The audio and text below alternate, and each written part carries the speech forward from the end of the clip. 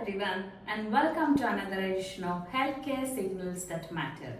With me, Meghana Arun Pillai, powered by Intent.Health. This week, 5 signals stood out.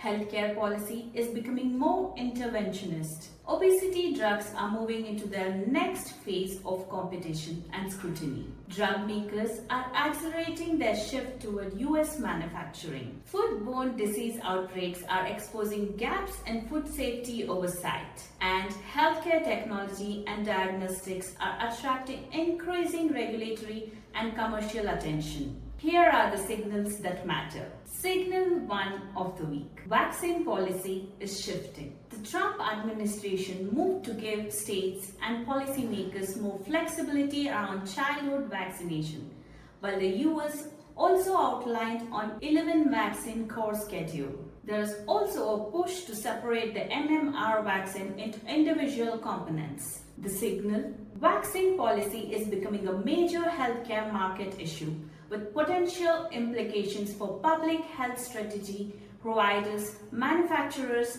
and patient behavior. Signal 2 of the week. Measles is back at scale. The CDC has recorded more than 2,500 measles cases in the US this year. The highest annual total is more than 3 decades. The economic impact is also becoming clearer. A single outbreak can cost millions of dollars. The signal: preventable disease is becoming an increasingly visible health system and economic cost, not just a public health concern. Signal 3 of the week. 𝗧𝗵𝗶𝗀𝗶 outbreak keeps expanding. Michigan added another 1,400 cases as the wider 𝗧𝗵𝗶𝗀𝗶 outbreak continued to spread. The outbreak has already affected restaurants, salad chains, and consumer confidence, while investigations are raising questions about oversight of produce imported from Mexico. The signal: food safety is becoming a business risk, affecting healthcare systems, restaurants, food suppliers, and consumer behavior simultaneously. Signal 4 of the week. Salmonella creates another food safety challenge. A separate multi-state salmonella outbreak linked to jalapeno peppers has sickened hundreds. Chipotle removed potentially affected products and Whole Foods issued recalls. The signal: foodborne outbreaks can quickly move from a public health issue to a brand, supply chain, and revenue issue. Signal 5 of the week. Obesity drugs enter the next competitive phase. Eli Lilly is expanding access to its next generation obesity drug, while its obesity pill received approval in the UK.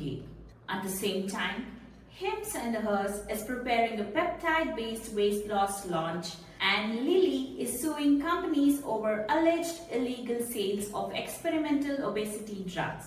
The signal: the obesity market is moving beyond a 2-player race. Access, distribution, pricing, intellectual property, and potential acquisition are becoming the next battlegrounds. Signal 6 of the week. Pharma manufacturing is moving closer to the US. Global drug makers are accelerating investments in US manufacturing as tariff concerns grow. Bristol Myers Squibb, for example, announced a $2.3 billion manufacturing campus in Houston. The signal: tariffs and trade policies are increasingly influencing where medicines are made, not just how much they cost. Signal 7 of the week. M&As remains aggressive across healthcare. Healthcare deal-making remains strong. Curium agreed to acquire Lantheus in a deal worth up to $8 billion. KKR agreed to buy Integer Holdings for $5.7 billion. And Teledyne announced a $1.1 billion acquisition of Varex Imaging. Jazz also agreed to acquire Actio for up to $1.32 billion. The signal: strategic buyers and private equity are continuing to use M&A to build scale, acquire specialized technologies, and strengthen therapeutic portfolios.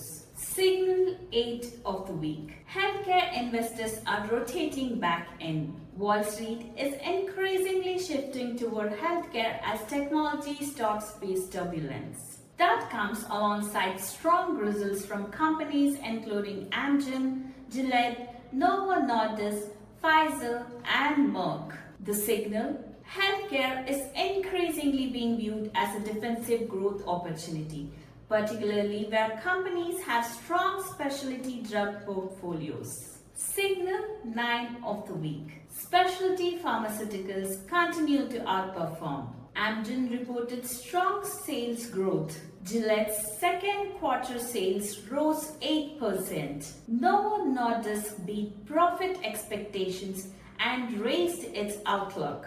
Pfizer benefited from strong Eliquis demand, while Merck continued to see strength from Keytruda. The signal: despite pricing and policy uncertainty, strong franchises and specialty medicines continue to drive pharma growth. Signal 10 of the week. COVID vaccine demand continues to weaken. BioNTech lowered its 2026 sales outlook as COVID vaccines demand softened. This follows similar pressures seen across the vaccine market. The signal: the post-pandemic vaccine market is forcing manufacturers to rethink revenue expectations, product portfolios, and commercialization strategies. Signal 11 of the week. Digital health faces a new regulatory reality. 𝗵𝗲𝗃𝗃 reported strong subscriber growth and higher revenue, but its planned peptide launch is being watched closely by investors. Meanwhile, the FTC has opened an antitrust investigation into Epic Systems. The signal: digital health is no longer operating outside traditional healthcare scrutiny. Scale brings regulatory attention from patient data practices to market power. Signal 12 of the week. FDA scrutiny remains intense. Several therapies faced important FDA developments this week. The FDA approved a Bristol Myers Squibb blood cancer treatment and Takeda sleep disorder drug. At the same time, safety concerns were raised around Neurocrine's Prader-Willi treatment, while Capricor received a potential lifeline after the FDA agreed to review additional data. The signal: for biotech companies, regulatory strategy and the quality of clinical evidence can rapidly change the value of an entire pipeline. Signal 13 of the week. Diagnostics are moving toward earlier detection. The FDA is preparing to review Grail's multi-cancer blood test. Separately, new research showed an experimental blood test could identify high-risk colorectal lesions before cancer develops. The signal: diagnostics are moving from detecting diseases to identify risk earlier, potentially changing screening models and the economics of preventive care. Signal 14 of the week. Public health policy is expanding beyond healthcare delivery. The FDA is increasing oversight of food additives and has finalized new guidance around freshly cut produce. The administration is also targeting regulatory loopholes around chemicals used in food. The signal: healthcare regulation is increasingly extending upstream into food, chemicals, and consumer products, not just medicines and medical devices. Signal 15 of the week. Healthcare policy is creating new legal battles. Courts continue to shape healthcare policy this week. A federal appeals court voided the formula used to resolve surprise medical billing disputes. There were also legal developments including gender-affirming care, Medicaid funding, and abortion access. The signal: healthcare organizations increasingly need to track courts and policy decisions alongside traditional regulatory agencies because legal rulings can directly change reimbursement, coverage, and care delivery.